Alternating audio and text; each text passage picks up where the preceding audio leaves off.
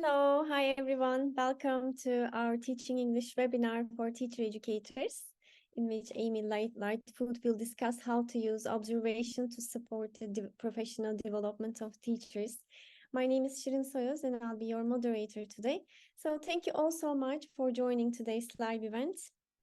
We have monthly webinars for teacher educators every month, and you can register for the future sessions from our Teaching English website. So before we start the session, I'd like to share a number of quick housekeeping reminders with you. While waiting, please share with us in the Q&A where you are from. If you work in pre-service teacher education, type pre-service. If you work in in-service, type in-service in the Q&A. So we will be using the Q&A in this session, and for questions and answers, please type your questions in the Q&A. You can use the Q&A to ask our presenters your questions, but chat is closed for participants, so we'll be using the chat for announcements. And this session is being recorded, and a recording of the webinar will be available on Teaching English in the next couple of days. The link to the certificate will be provided in the thank you email that you'll receive tomorrow. And let me introduce our presenter today. So Amy Lightfoot leads on strategy developments for educational technology initiatives and research for the British Council's global portfolio of English language programs.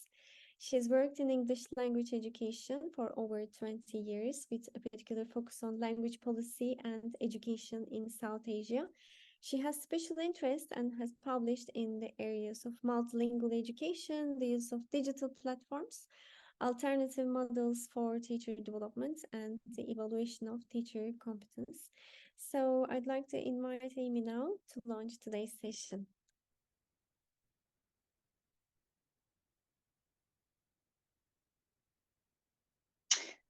Hello, everybody. I hope you can hear me okay. Thank you so much for joining. It's wonderful to see so many people joining from so many different countries all around the world. Thanks for everything that you are putting into the chat. I can see that coming through thick and fast. Okay, I'm just going to share my slides in a second. You just bear with me while I'm get this up. Okay, and I'm hoping that you can see my slides and that they're in the right format and not some strange presenter view. I think that looks all right. Okay, so let's get started. As Siren said, my name is Amy Lightfoot. I'm speaking to you from not a very sunny part of the southwest of England. It was beautiful yesterday. Today it is looking rather cloudy and like it might rain. I hope wherever you are that you are cozy and warm and dry and ready for today's session. So as you know, we are going to be talking about observation. And specifically, I am interested in how we can use observation to support teachers' professional development. We'll talk a little bit about the different reasons why we might want to observe teachers in a moment. Okay, so just to start then, what I'm hoping is that by the end of this session, you will have had a chance to share your own experiences of observing teachers, if you have some, and also of being observed, if you have been observed as a teacher. I'm also hoping that we will have explored the different purposes of classroom observation. And as I said just now, we're really trying to focus on using classroom observation for development purposes, as opposed to more evaluative, for more evaluative reasons. We're going to look at some of the different approaches to classroom observations and talk about the pros and cons of each of those. And I'm also interested in how technology can help us to do classroom observations in a variety of ways.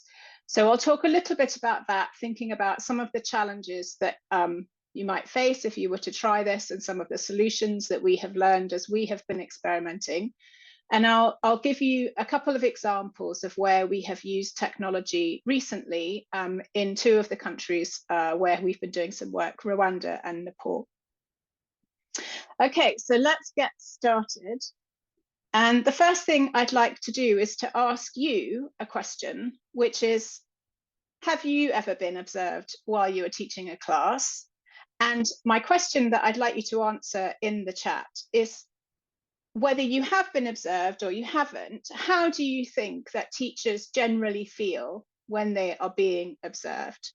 Could you use the Q&A box to put just a brief response to that question? How do you think teachers feel when they are being observed? Okay, great, thank you. I can see some answers coming in here. We've got nervous, scared, excited, anxious, nervous, worried, critical, sometimes intimidated. Okay, I can see a lot of different things coming in here. Initially nervous, but if there is feedback, rather excited and anxious at the same time. Okay, great. Under pressure, see a lot of great answers coming here. Teachers often aren't their usual selves, and we'll talk about that in a moment. Can feel a bit awkward.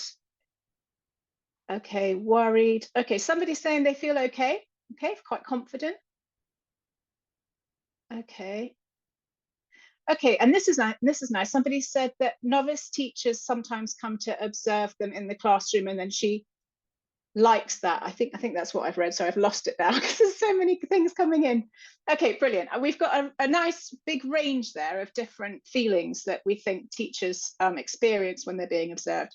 And I would say, on the whole, looking at them, the majority of things that people are saying are more on the negative side of the spectrum. That feeling of anxiety, worry, I suppose being concerned that you are being judged and that you're being evaluated can be quite stressful for teachers. So I think something that I really want to emphasize for all of us to consider is how can we improve that for the teachers that we are observing when as a teacher educator, we go to observe somebody. How can we reduce the stress that might be causing?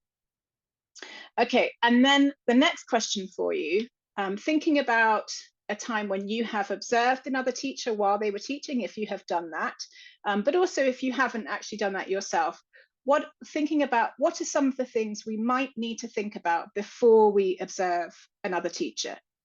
So again, if you can just put any ideas that you have to answer that question into the Q&A box. I'm scrolling to the bottom. So what are some of the things we might need to think about before we observe another teacher?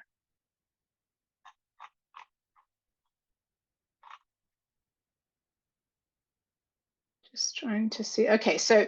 Okay, great. So we've got some things here I mentioned just now about trying to help teachers to reduce the stress that they're feeling. We might need to think about what the objective of the lesson is. So what is the teacher trying to achieve? And that's something that we would hopefully discuss with the teacher before the lesson starts. Okay, we might need to think about being friendly, asking them about their planning. Yeah. Given what the criteria are for the observation. Yes, absolutely. And we'll talk a little bit about that in a moment. What the class makeup is. Yeah, absolutely. Okay, there's lots of great stuff coming in here, and we're going to go into detail about some of these areas. This is really nice. I like this idea. One of the things we need to think about is how we're going to give them feedback, and thinking about that before the observation starts, I think, is really important. Helping the teacher to feel at ease. Again, that's taking into account the feelings of the teacher. Being open-minded, that's a really nice point that somebody's made there, Maruk's made there, about, yeah, being open-minded, so not being too fixed on what we're expecting or wanting to see. That's an interesting idea. Telling them that this is for their professional development. Okay, brilliant. There's loads of great stuff coming in here, but I think we're going to move on now. Some of these themes are going to come up as we continue through the session. Okay, so now we come to the question, why do we observe teachers? And this is an attempt to do a true or false activity.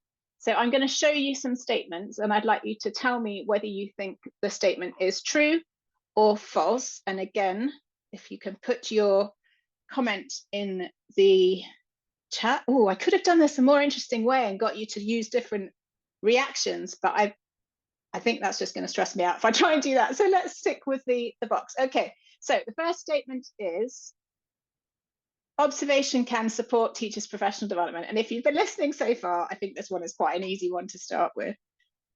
Yes, true, true, true, true, true, true, true. Okay, good. That's an easy one. Right, how about this one? Observation can tell us what teachers do on a daily basis. So this is for number 2. You might want to put a 2 before your answer so that I can see which one you're answering. Okay, we've got lots of falses coming through on that one. Couple of trues. Okay, so I would say that this one is false, because an observation is obviously a snapshot of what a teacher is doing or can do, but it doesn't really tell us what they do every day in the classroom with their learners. So I would say that this one is not true. Okay, the third one, observation can help to measure teacher competence. It provides direct evidence of what teachers are able to do. Do you think this one is true or false? We'll call this one number 3. Ooh, someone said true and false. Okay, we've got a bit of a mixture here. I would say that this one is true. It can help to measure teacher competence. It provides evidence of what teachers are able to do. Again, it might not give you a full picture, because somebody might be so nervous that they're not doing things that they normally do, which would be fantastic, but they're just forgetting things, or, you know, in that particular lesson, they're not able to demonstrate particular skills that you're looking for. But I think when we see teachers doing something, it can tell us that they do know that thing, and that they're able to do it. What it won't necessarily tell us is if they know why they are doing that thing. And I think that's something that's useful to explore when we come to the post-observation feedback and reflection. Okay, what about this one? Observation can help us to compare teaching across a school or a system. Do you think that one is true or false? I think people are saying true. Sorry, I'm struggling a bit to get to the bottom of the chat. Okay, I think most people are saying true on this one, and I would agree. So if you work with several teachers within a school setting, or perhaps if you work across schools within an education system, doing observation can help you to see how teachers are teaching differently. So within a school, that can be really useful to help you to compare, to be able to link up teachers to observe each other, to look at the different ways that they might do something. And we'll talk about peer observation a bit in a moment. And then if you're looking across a system, which is something that we do in the British Council with our projects sometimes, we want to look and see what's happening with teaching in the classroom, so that we can work out what the most appropriate things are to focus on when we're doing different types of professional development. Okay, observation can tell us whether students are learning or not. Do you think this one is true or false?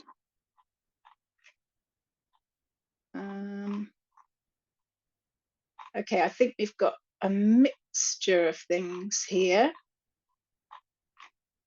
Okay, so I would say that this one is not really true.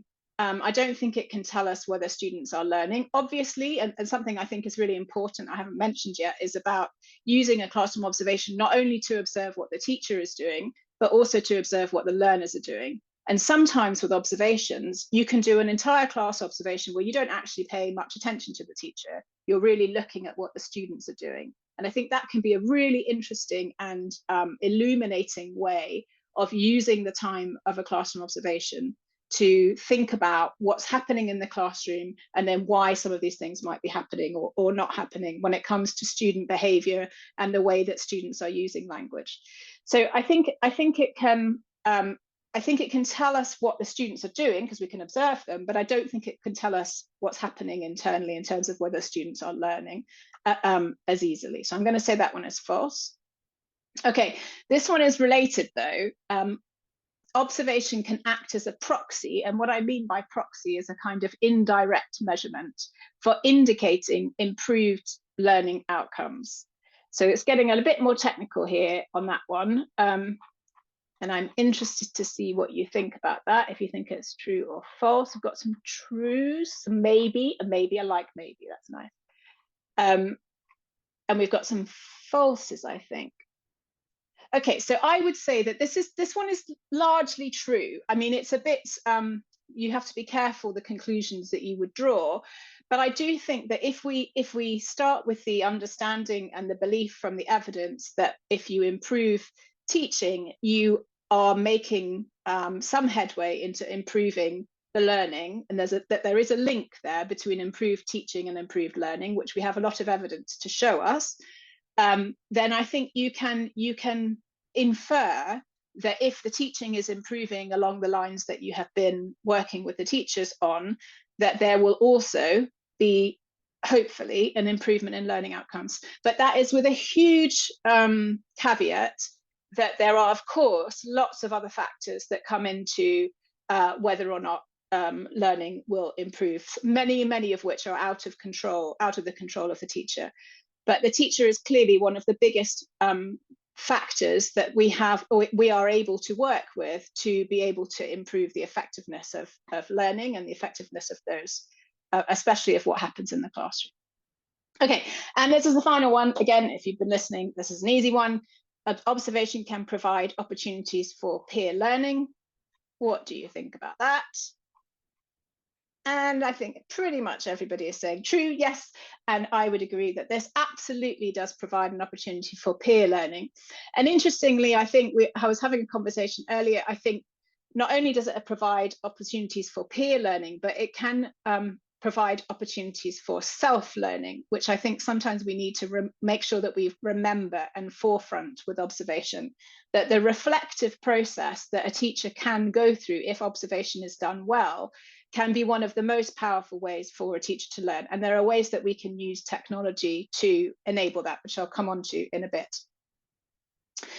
Okay, moving on to types of observation. And some of these I've referred to a little bit already. And I'm just going to have a look at these now and talk you through some of the pros and cons. Now, for each of these, I've identified a couple of pros and cons, because otherwise we'd be here until for hours and hours. So I'm highlighted a couple. But if you spot something that you think I've missed in terms of what a major advantage or disadvantage is of the different types, just put it in the Q&A, and then I'll try and pick up on those and have a look at them. Okay, so I've talked quite a bit already about peer observation. So just to be clear, that's two teachers, or could be actually a group of teachers who observe each other. So you could have one teacher observing another teacher, or you could have a group of teachers observing another teacher and then giving each other feedback. We've got video or audio recorded observations. So that's where the technology comes in. And I'm going to talk a bit more about those specifically later on. We've got focused observations, which are developmental. And by that, I mean where you go into your observation with a very clear idea of something that you want to look at. And that thing that is being looked at is most successful when it comes from the teacher who is being observed. And that's another way that you can try to reduce the stress levels that a teacher might have by involving them in the process of deciding what the focus for the observation will be, and also what the criteria might be for when you give the feedback. So it could be something super specific, like a teacher says, I want to know whether I want you to look specifically at the way that I'm using instructions, and to give me some specific feedback on that. It could be about a particular student and how they are responding to the teaching. Or it could be, all manner of different things. Then you have general observations, which are also developmental, and that's like going and having a look at the whole picture of what the teacher's doing and giving feedback around a variety of different areas. And then you can see at the bottom there, we've got the more formal evaluative observations. Okay, so in terms of the advantages of these, so I've talked a little bit, I suppose, about these already, but just to run through them. For peer observations, you can have multiple people learning at the same time. They can be arranged in school quite informally. The advantages of video or audio recorded observations are that they can be less intrusive. So if it's low tech, just a mobile recording, somebody can also record themselves. So using a mobile device, doing an audio recording, for example, quite easy and straightforward to do. A major advantage of doing a video or an audio recording is that you have that recording available for review. And so you can go back and look at lots of different things and discuss them and think about them. And also the teacher has that as a record themselves to be able to look at themselves, even though it is really quite awful watching yourself teaching. I don't know if any of you have done it. You have to get past that. And the other nice thing, because you have that documented record, it can be easier to show progress for a teacher. So a teacher who might be struggling with a particular aspect of their classroom practice, you can show them, well, 6 months ago, this is what we saw, and now look at this, look at the progress that you've made in terms of this particular thing that you're doing or not doing. Focused observations. So in this, as I mentioned, you look specifically at one aspect of a lesson, and you can really focus in on those specific areas. The advantage of general observations is that you have a good overall picture of somebody's teaching, and that you can discuss a whole range of different things depending on what comes up and through that lesson, rather than being very fixed on a particular thing. And then an advantage of the formal evaluative observations, they can be useful for people's career and for promotions and things like that. I know within some education systems they are used for that purpose, but I think it's really important that we are clear when an observation is being used for that type of purpose versus for developmental purposes. Okay, and then just in terms of some disadvantages, so I've got to just move some boxes out of the way so I can see. Peer observations, I was struggling actually to think of the disadvantages of peer observation. I think there are two things though. One is around needing to have some cover for your class. If you've got an observer coming out of their own class to go and watch somebody else, then somebody needs to look after their class, and that can be challenging sometimes for school administrators to arrange. Also, sometimes people can see having a peer observation as being as not having that expert input that they are looking for. But I think that's about perceptions and changing teachers' minds about what is valued in terms of the input that they might get. Video and audio recorded observations, they can be more intrusive if they have lots of technology in the classroom, recording lights and all this kind of thing. It can be very distracting for students. Another big factor with recording is that you really need to have permissions and consent in place, and that can be sometimes quite difficult to secure for a variety of reasons. We'll talk a bit more about that later. And also being recorded, as I said, it is pretty awful watching yourself teaching or listening to yourself. And it can be more nerve-wracking for the teacher knowing that there's going to be this sort of semi-permanent record of what they did or didn't do in the classroom. Focus observations, the only one I could really think of is that observers might get distracted by other things. So sometimes it can be difficult to really focus in on particular aspects of teaching. And then in contrast, doing a general observation can be too broad so that you miss the detail of specific things that you might be most useful for the teacher to focus on.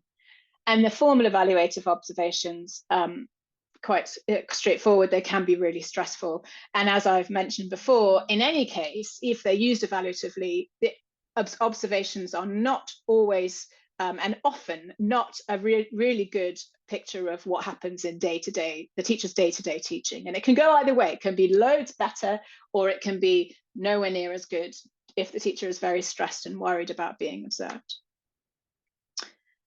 Okay, I think, yes, that brings us to the halfway point, and I'm going to stop there, I think, to see if we have any questions before I continue.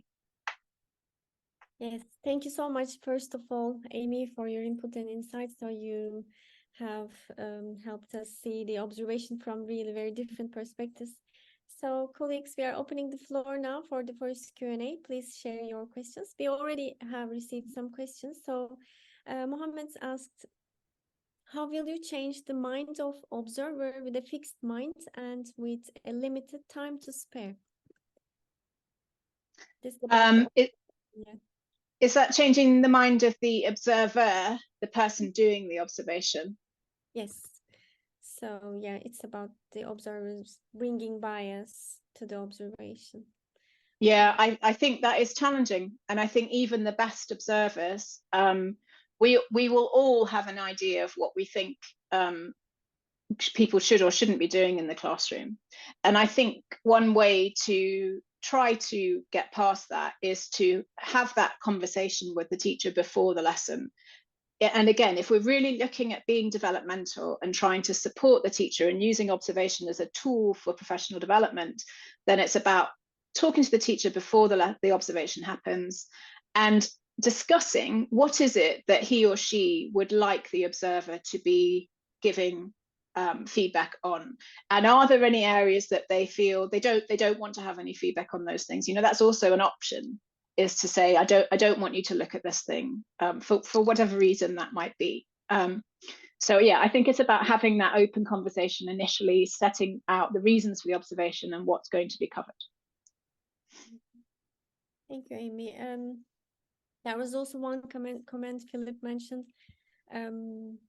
Trust is really essential, he said. So constructed peer observation can be great in professional development community that supports and trusts each other, but trust is really essential. You also mentioned this open communication. So another question, you mentioned different kinds of observation methods. So in your opinion, which one is more effective? Naja is asking. It is a difficult question to answer, because I think they are effective and useful in different ways. I am a really big believer in peer observation. And also, I think one thing I haven't said is that sometimes when we think of observation, we think of like the observer being in the class from start to finish, and that they sit there for whether the lesson is 30 minutes, 40 minutes, whatever it is. The observer is in the back of the class taking notes or whatever. And a peer observation doesn't have to be like that. A peer observation can be, come into my lesson for 15 minutes and just have a look at these things and then go back to your class, or, just to observe what's going on at that point in time. And it might be a random point in time, or it might be something that's set up in advance. I know I'm going to be doing group work. I'd like you just to come and have a look and see if you think I can improve the way that I work with the students when they're working in groups. That's just an example. But yeah, so I'm a big believer in peer observation. I think it's often underused, and sometimes for the reasons, like I said, because it can be a little bit difficult to figure out how you do it when everybody's got their own class that they need to be working with. But yeah, that's a long answer. I think, did I answer the question? Yes, definitely. And also Georgia mentioned, will you expand later on how to improve feedback given to the teachers by peers, especially if it's a training course for brand new teachers who don't have much experience themselves? You will briefly touch upon this feedback, but it's also another area, right? We need another session for this one as well. Yeah, that is a really big topic, and I'm not going to talk a huge amount about how to give feedback, because I think you can do a whole session just on that, and might actually be something to consider for a future one. But I do think about being focused and thinking about what you're looking for before the lesson, again in consultation with the teacher, and then being specific about the feedback in those areas. It's impossible to give feedback about everything, so I think it's good to be focused and choose the kind of key things that you think will be most useful for that teacher to focus on. And what is informal observation? So another colleague also shared this as an observation type. I don't know if you have this in your list. I'm not sure. Informal type. Yeah, well, I suppose that kind of covers the peer observation, and also I'm not sure if it equates to like developmental observation as opposed to evaluative observation. But yeah, I used to work in a school where the head teacher would do what she called pop-ins. So she would just pop in to our class at any time she wanted. And when I first started at school, I found that quite stressful. But then when I realized that what she was doing was really coming in to be supportive and to show the students that she was there and, you know, that she was interested in what we were doing in the classes. That was really her main motivation, as well as giving me feedback. And the feedback was always encouraging and positive. It wasn't evaluative. Like you. Yeah, I know. It's not always like that. I understand that. So I hope this answers your question. Roger asks, how can observation be less judgmental? But I think you will cover this throughout the session. So if you would like to cover it now. So many questions, Amy. So well, some of these questions will be covered in the second part. I just want to ask one more question. You can decide if you want to combine them. Güven asks about the types of observations. Do you have different criteria or rubrics for different types of observations? Yeah, so I'm going to show you some in a minute. That's what we're coming to. So looking at different types of tools that you can use to do an observation. Yes. Yeah, and sometimes you might not want a tool at all. Sometimes you might just want to go in with somebody said about going in with an open mind, blank piece of paper, and you're just like making notes on things that you find interesting. But if you do want to be focused and have particular criteria that you're using, there are a variety of different tools that you can use to do that. Yes, so please keep writing your questions. So we'll be having another Q&A at the end. So thank you so much, Amy. So okay, let's continue. Yes. Okay, all right. I'm just gonna try and move the boxes on my screen. Okay. Okay, so I mentioned just now that I'm going to talk a little bit about observation tools that you can use, and I said just now that you can have no tool and you have a piece of paper. And actually, having done observations myself with teachers for many years, I feel that it is always very useful to have a tool, know what you're interested in and know what you're looking for in consultation with the teacher, so that they are also aware. But during the observation, just to take notes rather than to worry about filling in boxes or writing numbers of things or whatever. That's one approach, is you just take lots of notes, and then after the observation you look back at your notes, you think about what you saw, and then you might look at the criteria. And if it's a matter of kind of giving, you know, scores on things, for example, which we may need to do, particularly in the evaluative one, then you work on those scores after the lesson. You don't score as you're going through. But in terms of the tools, you can have a blank piece of paper. That's kind of a tool. Or you could have a tool which focuses on a single question at one extreme, or blank paper is the real extreme. But anyway, a single question that you're trying to answer. And then you also have tools which have, you know, multiple pages. They have scales, you know, different ways of rating the way that a teacher does do something with detailed descriptors. So you can have this whole range of different things. Okay, so I asked you before about things that we need to think about when we are doing observations, and some of you said some of these things at the beginning. So somebody mentioned about needing to think about what the class makeup is and what the classroom environment is, and I agree that that's really important as an observer, to understand what you're looking at, what's the context that you're going into. And I think that those bits of information, I think, really are best collected when you have that pre-observation discussion with the teacher, rather than during the course of the lesson, of the observation. As I said, some tools will use different types of scales or ratings with what we call indicators, so different things, specific things that you're looking at.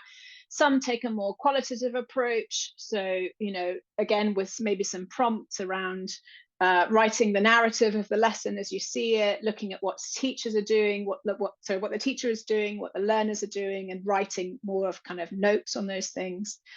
And then some tools will look, rather than a kind of evaluative rating, they will be looking at coding what's happening during the lesson, so that you can see, for example, you might want to look at how much time during the lesson the teacher is talking and how much time during the lesson the learners are talking.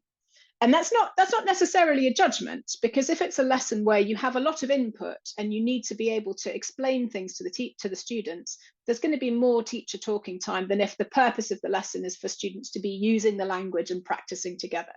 So that also comes back to sitting before with the teacher and trying to understand what they're trying to achieve in the lesson, looking through their lesson plan ideally, to see what they're planning to do, and then kind of making notes on using these coding. I'll show you an example in a minute of what's actually happening during the lesson.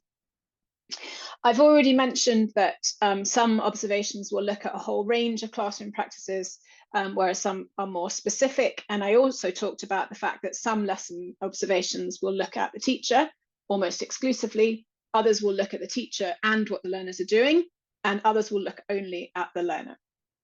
And again, we've talked about potentially bringing in technology in various forms, and I'll come back to that in a second. Okay, so here is an example. I'm going to show you some examples from different types of tools that I've used in the past. So here, this is an example of a kind of more qualitative, narrative type of observation. So the instructions there are instructions for the observer that come with this particular tool. So what it asks you to do is think about what the teachers are doing, what the teacher is doing, what the learners are doing in response to that, and what they are doing at the time during these particular times in the class. So you've got the time point that you're writing for, what the teacher does, and what the learners are doing at the same time. And this can help you to see, the teacher is trying to explain something, for example, and the students are chatting and talking to each other. So that tells you that there's something going on there, maybe with the classroom management and the teacher's awareness of student attention and how that might need to be looked at potentially. Or it might be the opposite. The teacher is explaining something for a few minutes and the students are really engaged, really listening because of the way the teacher's doing that. So you can, potentially comment on that as well. So this is a much more kind of a narrative thing, possibly less structured. It could be that you're looking at everything, or again, you could use this if you were looking at one particular particular aspect of teaching. And you are only really noting down when the teacher was doing particular types of things, when the teacher was explaining things, when the teacher was doing things which are kind of classroom management to organize the learners, when that happened, at what points, what happened when they did it. So you can think about obviously what aspects you're looking at and how that would work with this. Okay, this is an example of the coding type of tool that I mentioned. And this is one that I used when I was part of a research project.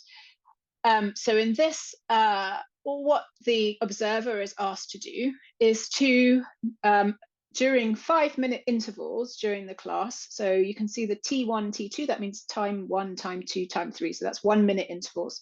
So in 5-minute blocks, what is the teacher doing? What's the children doing?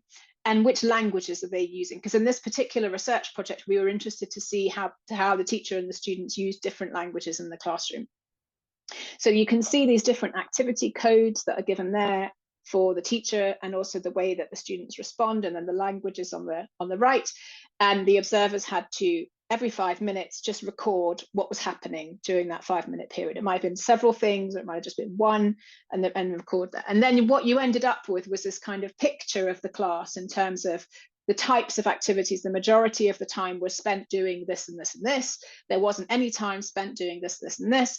And these were the languages that were done. And it's useful to then again tell a story of what happened during that class, and then you can talk about that with the teacher. What does this tell us? Does it tell us anything? What do you find interesting about that? And kind of analyze it together. And as somebody mentioned about the judgment, and how do you take the judgment out of observations? And I think something like this is very descriptive. This is what was happening. So then analyzing that together with the teacher can be really interesting, and encourage the teacher to reflect on things.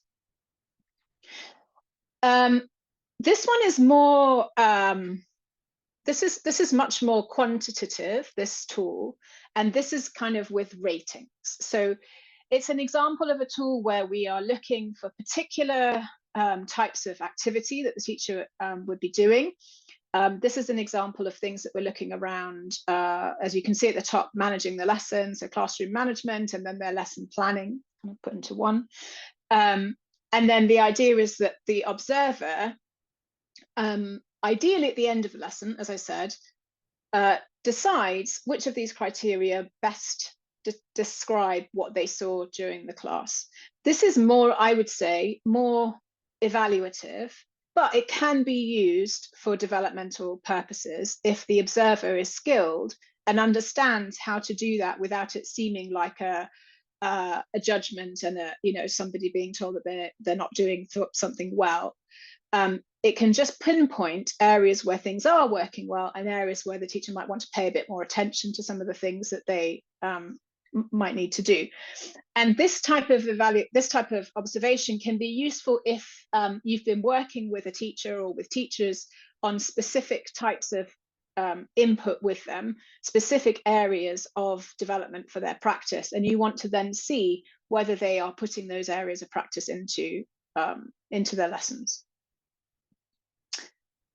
Okay, all right, so we come now to the observation process, which I've referred to a couple of times already.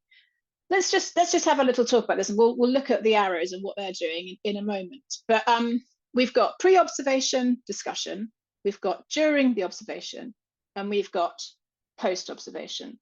So what are some of the things that you think we need to think about or focus on in that pre-observation discussion? And I'm going to ask you again if you can put your answers to that question somewhere in the chat, in the Q&A box. And I will try to scroll down, have a look. Yeah, so that's the question is, what do you discuss in your or what do you need to think about it for your pre-observation discussion?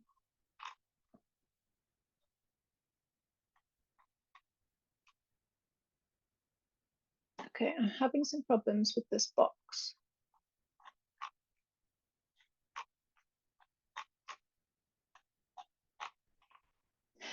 Okay, so somebody's saying what to teach. So, okay, so what's going to be covered during the lesson? Yeah, what's the focus of the lesson going to be? I'm having some problems scrolling through these answers. What the elements of the observation are, I think. I'm having some problems seeing what's coming through the chat, actually. Sorry. Yes, it's not about you, Amy. I also have the same issue. So let me try to find objectives. What are the objectives of the lesson, strategies, students' learning products, what we are going to look for during the observation. What are the objectives of the lesson, criteria, areas of improvements, and if specific area teacher wants to improve. So some other comments. Okay. Yeah. That sounds good. That all sounds like good stuff. Okay, so so just to summarize, I think pretty much what you've said there is part of the pre-observation discussion will be about why the teacher's being observed, what's the focus is going to be, what's going to be observed, as I said, so what the focus is and how that's going to work, and then also a discussion about what will happen afterwards. I think what's missing actually is that point about who the class is and what the teacher can tell you about the background, which is important, I think, to understand first. But I think setting up expectations around how it's all going to work, what the process will be, what will happen at the end, what you're looking at as an observer, all of these things can help the teacher to feel less anxious, perhaps not completely not anxious, but less anxious, hopefully. Okay, and then during the observation, what are some of the things that we might think about for that part of the process? Oh, I can see some of these things.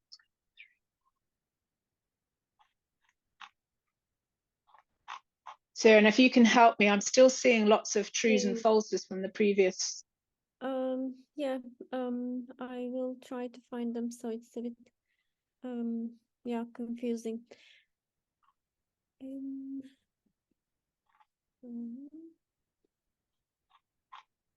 Things Interaction that, of organic the classes Mhm. during the observation, avoid being biased, strategies employed while teaching, how the lesson unfolds, strengths and weaknesses. Okay. Pleasant face, not a judgmental face. Also misconception. Yeah. Time management. Yeah. Okay, so these are all things that you might look at on your tool that you might have. I think, sorry, what I've put here is that during the observation, you're taking detailed notes. I talked a little bit about that before, about really making sure that you document. And this is where recordings can be very useful, because obviously if you're recording something, you don't need to take those detailed notes, and you can be much more focused on what's actually happening, both live and as you watch the recording. And you also need to refer to the tool if you have one. So although I said take lots of notes, you need to be familiar with what you're going to have to give feedback on later if you haven't, if you're not using the tool directly during the class. Okay, I'm gonna skip the Q&A bit for just the last thing here. There's a couple of things I wanted to say in terms of the post-observation discussion. So I think some things to think about when you're doing your post-observation discussion is how we feel about the lesson and how teachers feel about it. And giving the teacher the opportunity to say whether they felt that it was, they were happy, they were pleased with how it went, or if they were not satisfied, they felt that for this and this reason, it wasn't a good example of something. There was always, I think, there should always be the opportunity for them to say, you know what, this was it didn't go well today. I would really prefer that we do another observation in a few days. I'll have another think about stuff, and let's just draw a line on this one, and we'll come back to it. I think there should always be an option for teachers to do that, and for them to know that that's an option. So that, and again, as a way of reducing the stress and anxiety that they might feel about being observed, that they can kind of say, yeah, that they don't want to do it. Again, coming back to the technology piece, that's another really nice thing about video, using video and audio, is that the teacher can select which video and which audio they might share with somebody who is going to give them some feedback. So they could do multiple recordings and then select the ones they want to show. Also in that post-observation lesson, what went well, why, what wasn't so successful, why, and getting the teacher really to reflect on it. So during the post-observation discussion, who do you think should be doing most of the talking during that session? Or what do you think ideally would be the situation? Is it the teacher doing most of the talking, or the teacher or the observer? Let me just see if I can see your answers to that.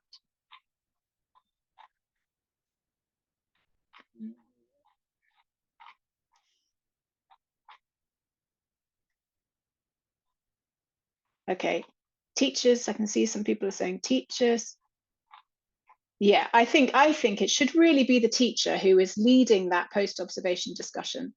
If they are quite new to teaching or new to observation, that can be difficult sometimes for teachers to be able to reflect. It's all part of this reflection piece, which is a skill that takes time to develop. But even so, I think asking the teacher questions rather than giving statements about what you have seen is a much more productive way to organize a post-observation discussion.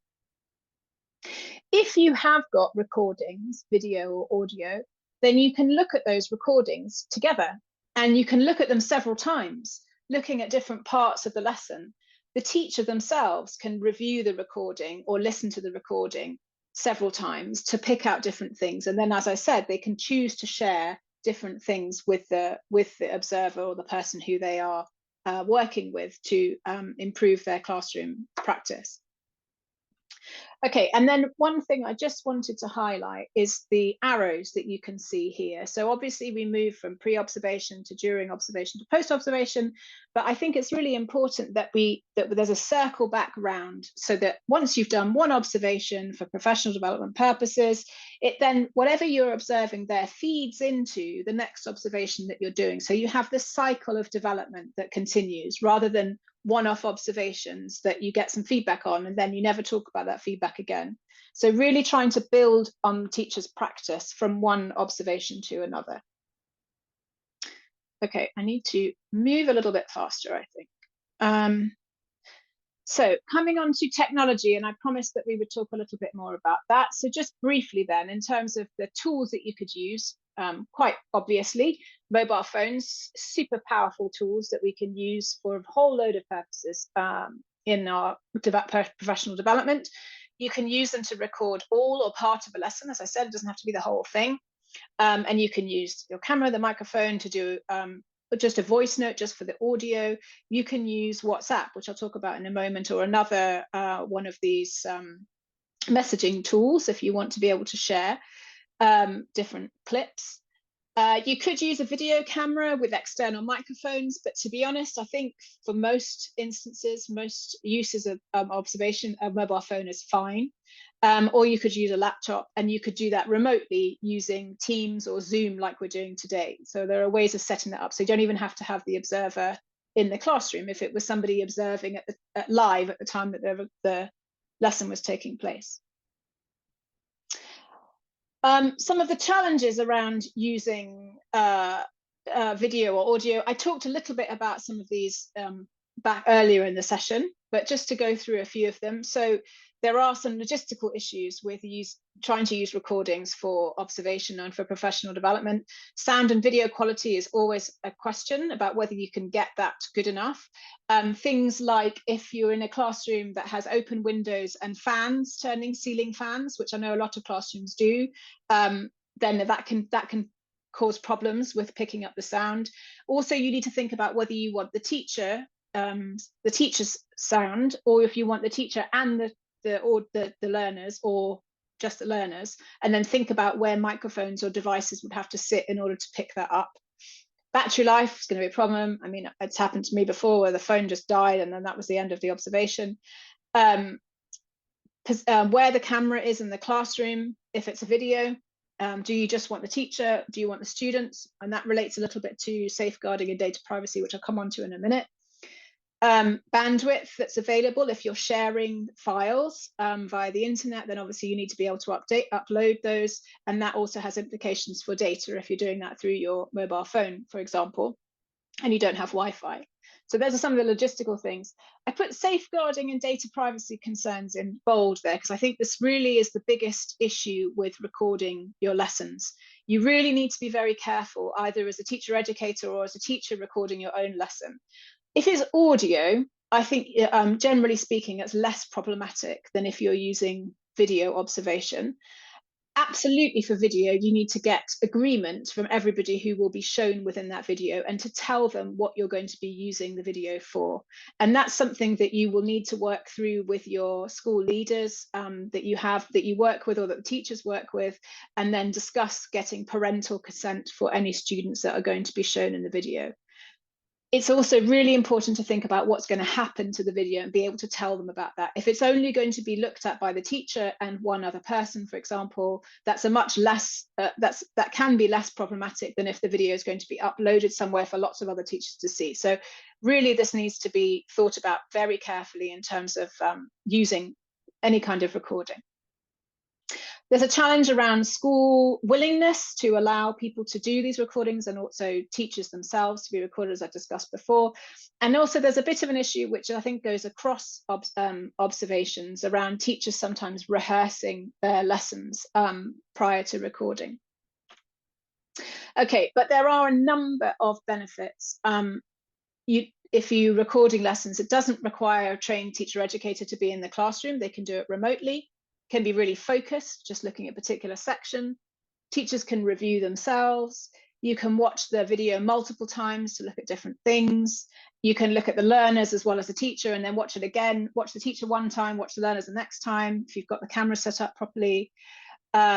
You have an objective record to show progress, as I said. And then I just put this one in about less environmental impact, because I think if you're a teacher educator that moves around school to school and goes and visits teachers to observe them, there's obviously, you know, the transport that you might be doing to do that through sometimes quite big areas can be reduced by doing things online.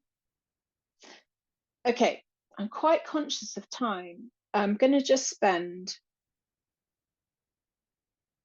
2 minutes, if that's okay. Siren, is that okay? If I just spend a couple of minutes on these examples?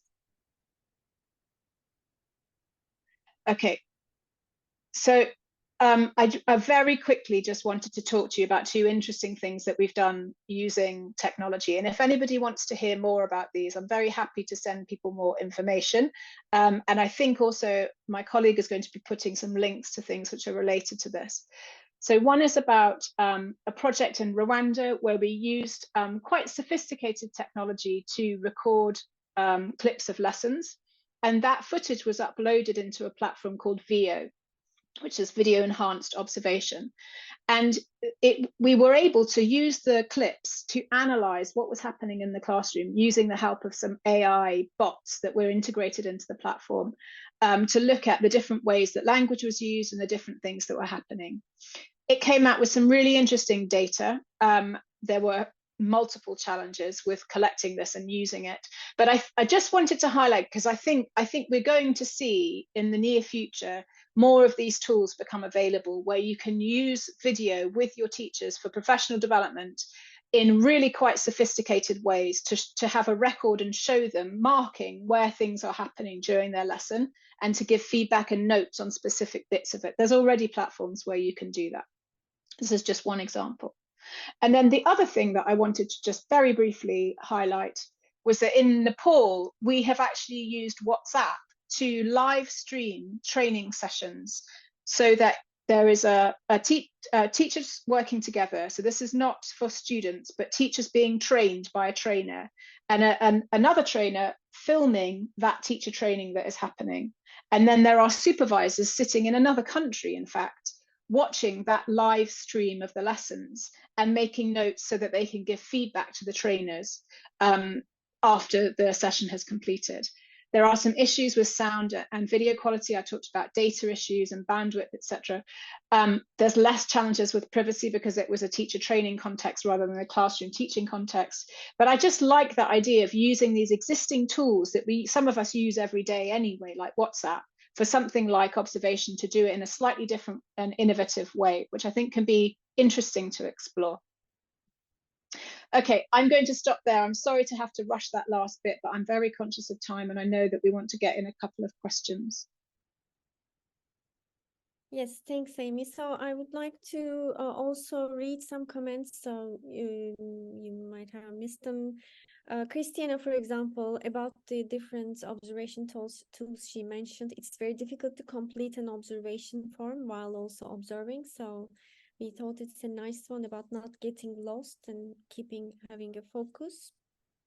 And Rashid mentioned there should be a culture within the school that appreciates observation and considers it as part of the daily practice. Would you tell us about this, how to set up this culture within the school environments? Yeah, and again, I think it comes back to this idea of peer observation, doesn't it? And kind of taking the formal bit out of observation and really seeing it as being a tool for professional development. Come and watch my lesson. I've just tried this new thing and how I do this, particular aspect of teaching. I think you'd really find it interesting. Or I'm really struggling with how to do this thing. Could you just come and have a look and see if you've got any ideas for how I can improve it? So it works both ways, where teachers feel that they're able to say, I've done something really great and I'd love to show you. And then the sort of opposite, which is I don't quite know how to do this and I need some help. And I think that culture is something that needs to be created by the teachers themselves, but also led by the school leader and other leaders within the school to promote that as an idea and to really take the pain and the judgment out of observation for it to be successful. Yes, thank you. And it's also teachers or teacher educators, while recording or observing in real time, might also be dealing with some other issues. For example, Narimene says, how are we supposed to deal with rude students, please, during the observations? Well, it depends, I suppose, if the students are being rude because of the observation or if they're just rude to the teacher. actually, I found that observations can sometimes be a useful tool when teachers are struggling with bad behaviour in the classroom, poor behaviour from the students, and having this is where actually having school leadership coming into the classroom and showing that they're keeping an eye on what's happening, and being a presence in the classroom, and telling the students, actually, you know what, I'm coming to see you, I haven't come in to see the teacher, can help with that process of trying to improve student behaviour. But yeah, I mean, difficult behaviour in the classroom is something that I know a lot of teachers struggle with. So I think there is definitely a role for observation, both for sending a message to the students, but also to help the teacher. Maybe they can see, okay, maybe if you try doing something like this, it could help with this behaviour, it could avoid this behaviour from happening. Yeah, I think observation can play a role in a few different ways there. Yes, and if it happens once in a while, students won't get used to this, but if it's part of the school's culture, it will improve. So yes, absolutely. yeah, and just one last comment. I'm very she says, I'm very happy to learn from Amy so many ideas about observation. So thank you so much, Amy, once again. Thank you. Presentation. And many thanks to our participants for your active participation. So it's a key skill for teacher educators, as we have seen with many different styles and tools. We must also remember the human aspect in education. So thank you so much. Today's insight will definitely help us observe better. So before we wrap up, colleagues, we hope you found the session useful and picked up some useful ideas. So just a few reminders. We have a new CPD framework and a self-assessment tool for teacher educators. You can find the links in the chat. The recording of this webinar and the slides will be available on Teaching English in the next couple of days. And the link to the certificate will be provided in the thank you email that you'll receive this week. So please share your feedback with us. You will see the feedback form also in the chat. And don't forget to subscribe to our monthly newsletter for teacher educators. And finally, register for our next webinar, Supporting New Teachers, Insights from the Education System in England on 21st of November. So we will be meeting again, hopefully next month. So we very much hope to see you all again in our future sessions. Thank you.